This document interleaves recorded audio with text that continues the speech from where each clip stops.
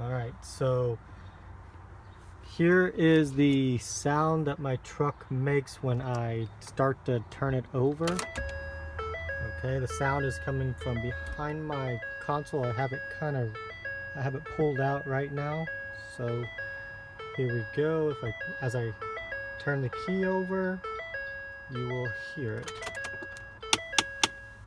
So it's about 3 to 4 clicks like that typically. It happens almost every time I start my vehicle. My research thus far has told me that it's an actuating motor for the dampening system, the air conditioning dampening system. So I pulled out both of the motors that I know of. One of them is right about here. The other one is located up under here.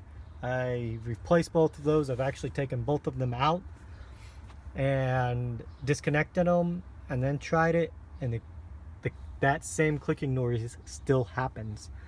Right now I'm at a loss on what it could be. I'm hoping somebody on YouTube or the F150 forum can give me some advice.